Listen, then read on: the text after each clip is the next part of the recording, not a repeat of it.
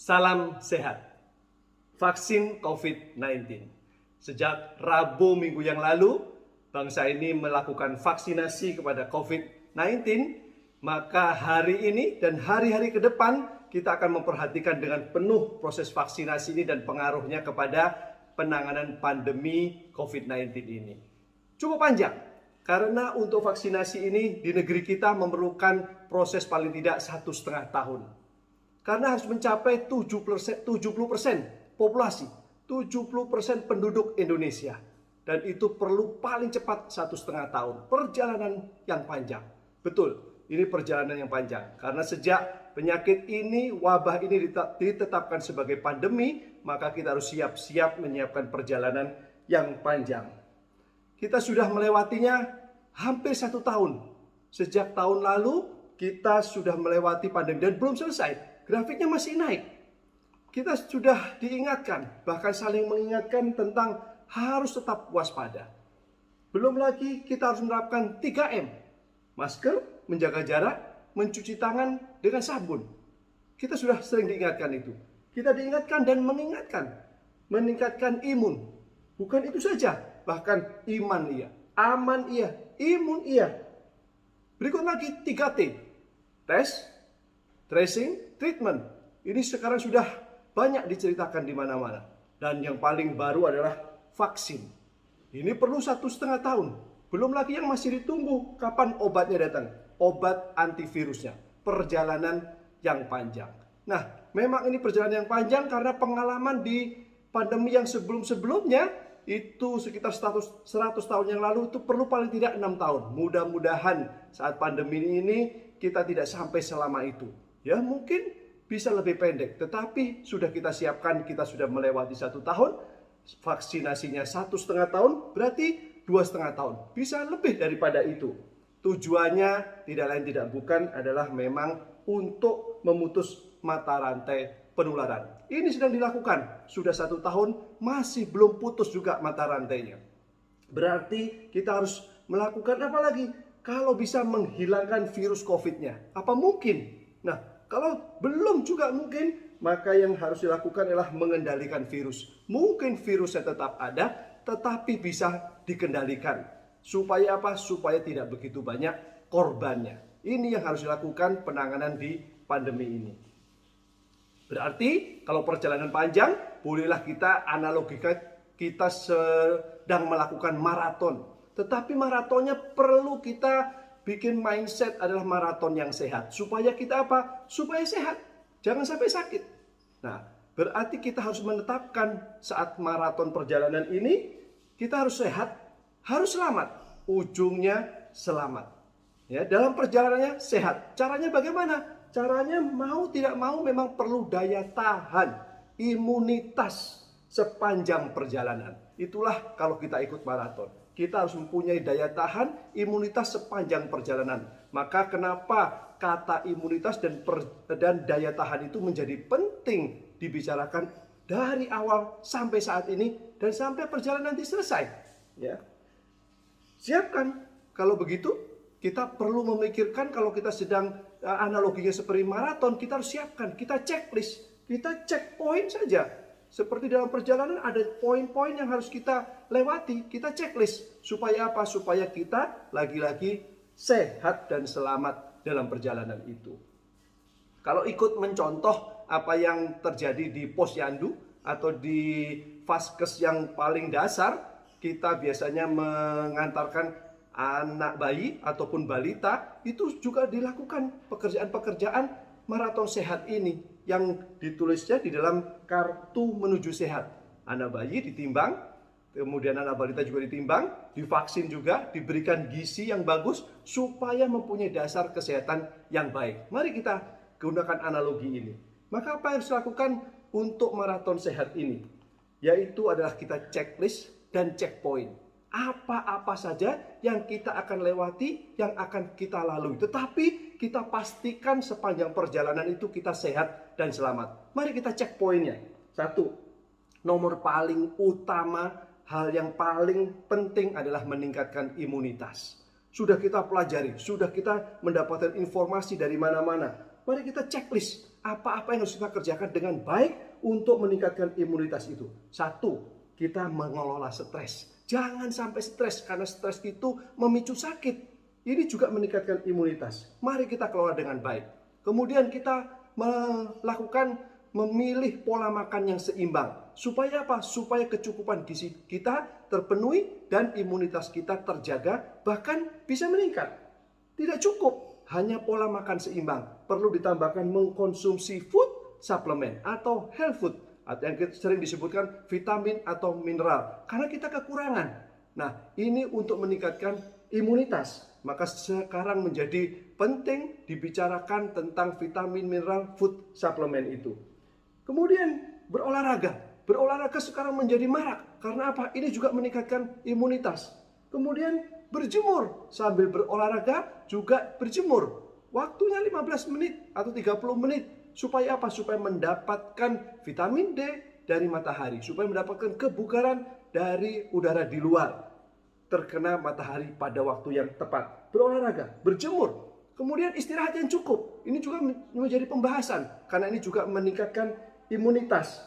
Kemudian berdoa. Ya, ini juga meningkatkan imunitas. Bahkan yang terakhir adalah mengelola frekuensi tubuh. Supaya apa? Supaya tidak sama dengan frekuensi virus. Nah, itu juga diteliti katanya. Ini juga untuk meningkatkan imunitas. Serangkaian itu untuk meningkatkan imunitas. Pada checkpoint ini kita pastikan kita meningkatkan imunitas dengan optimal, dengan sebaik-baiknya. Kemudian kita cek lagi, yaitu 3M, sudah paham kita. Tapi pastikan menggunakan masker dengan baik, tertutup pada sampai hidung dan rongga mulut, jangan sampai ke bawah. Kita pastikan saat memakai masker, maskernya bagus, maskernya menutupi saat kita pakai. Kemudian menjaga jarak, kita jaga jarak dengan orang-orang yang kita temui. Terutama yang di luar, yang kita tidak kenal atau yang kita kenal pun, yang beresiko, kita jaga jarak dengan maksimal. Disiplin menjaga jarak. Mencuci tangan dengan sabun, membawa hand sanitizer. Itu kita lakukan dengan disiplin. Supaya 3M ini bisa kita laksanakan dengan baik. Bahkan sekarang ditambah lagi 2M berikutnya. Karena tidak cukup sepertinya. Karena kenaikan grafiknya masih tinggi. Perlu ditambah 2M berikutnya, yaitu menjauhi kerumunan. Kita harus waspada, jangan sampai masuk ke dalam kerumunan karena kita tidak bisa menjaga jarak di situ. Dan menghindari mobilitas, jangan pergi kalau tidak perlu. Karena apa? Beresiko kita tidak bisa disiplin menjaga jarak, kita tidak bisa disiplin menjaga masker kita, dan kita bersalaman. Dan itu resiko penularan. Nah, mari kita pastikan pada checkpoint 3M, 5M ini dengan baik. Kita cek poin berikutnya, 3T. Nah, sekarang sudah marak disebut 3T. Tes, tracing, treatment. Nah, ini juga kita harus pastikan kita paham bahwa tes itu adalah untuk mengetahui pada status kesehatan kita. Kemudian di tracing siapa yang berinteraksi. Kemudian harus di treatment, sehat bagaimana, berarti bisa beraktivitas. Yang OTG yang tidak bergejala berarti bisa isolasi mandiri di rumah. Yang sakit baru diantar ke rumah sakit. Supaya apa? Supaya yang sakit bisa terkelola dengan baik, dicegah jangan sampai meninggal, rumah sakit tidak penuh, dan isolasi mandiri di rumah itu bisa ditangani dengan baik. Dan kita menjadi paham, berarti kita sadar, paham tentang 3T itu sendiri. Nah, sekarang vaksin. Vaksin sudah mulai berjalan. Kita harus pahami, vaksin itu apa? Vaksin adalah si virusnya dilemahkan atau dimatikan, disuntikan ke tubuh, diambil sifatnya, bukan serangannya, sifatnya, sehingga tubuh timbul antibodinya. Nah, ini tidak cukup hanya dengan disuntik saja. Ini perlu apa? Perlu support, perlu kondisi tubuh yang fit. Supaya apa? Supaya timbul antibodinya. Nah, kemudian obat. Nah, obat antivirus masih belum dapat, masih belum ada. Kita tunggu. Nah, nanti begitu ada, ingat, obat ya kalau sakit. Kalau tidak sakit ya tidak perlu minum obat. Tetapi dengan minum obat pun perlu support food supplement. Supaya apa? Supaya segera terjadi pemulihan. Nah, ini checkpoint yang sangat penting saat kita melakukan perjalanan yang panjang, si maraton sehat itu. Nah, sekarang kita lihat. Saat checkpoint sudah kita lakukan dengan baik, ada yang sangat penting perlu kita perhatikan. yaitu peran food supplement untuk imunitas itu sendiri. Di mana itu perannya food supplement untuk mendukung imunitas itu? Nah, kalau bagi keluarga besar CNI, mitra CNI sudah sangat terkenal ini karena sudah memang dipahami, sudah dikonsumsi, sudah dirasakan manfaatnya food supplement, health food yang berkualitas selama lebih dari 34 tahun. Ini berjalan 35 tahun. Ada Wakasa, ada Sancorella, ada C500, ada DMG, dan ditambah lagi adanya LEAF, yaitu enzim dan serat yang sangat penting untuk pencernaan. Perannya di mana? Peran paling utama adalah di 2R itu. Apa itu 2R?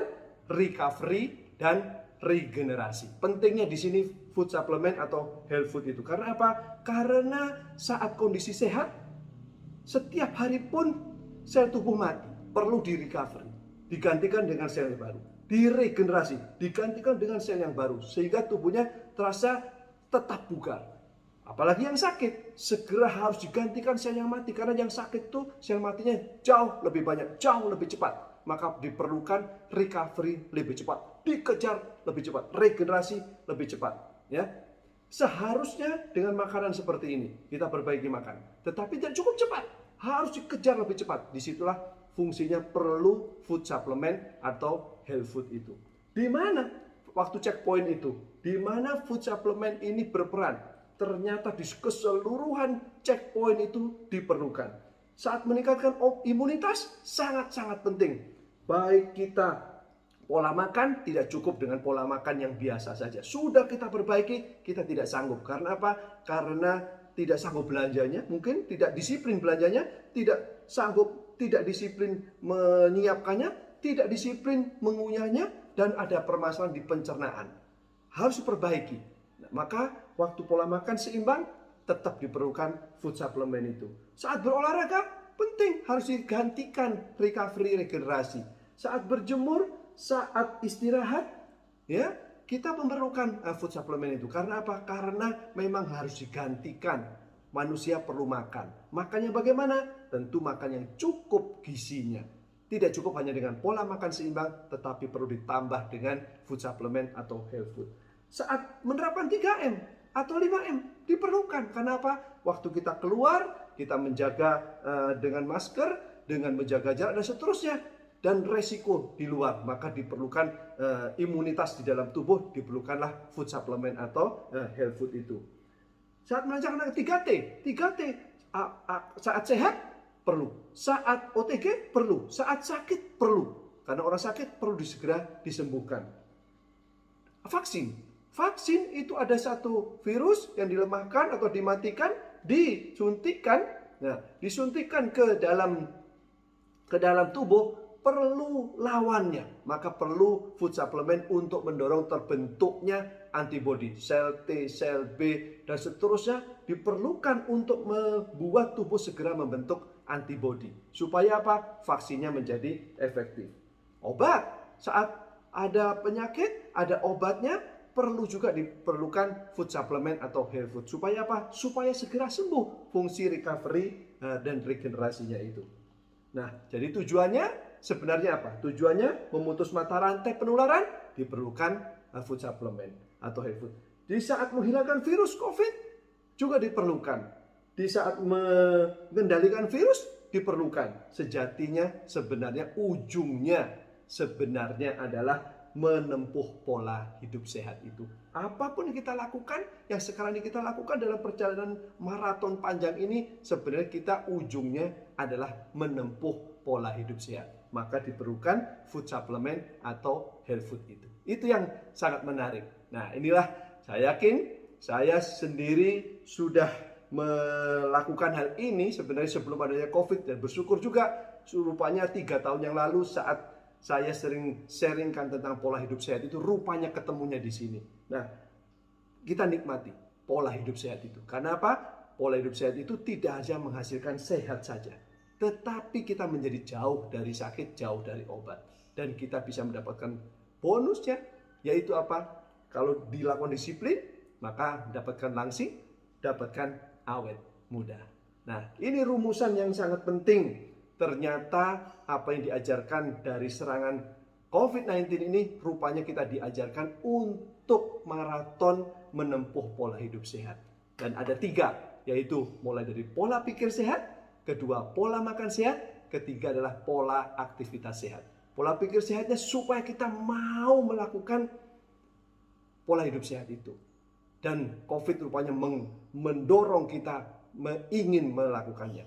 Dan sekarang mudah untuk mengajak orang menempuh pola hidup sehat. Baru kita perbaiki pola makan sehatnya. Pola makan sehatnya memang kita kuranginya kebanyakan. Kita tambahkan yang kekurangan. Ya.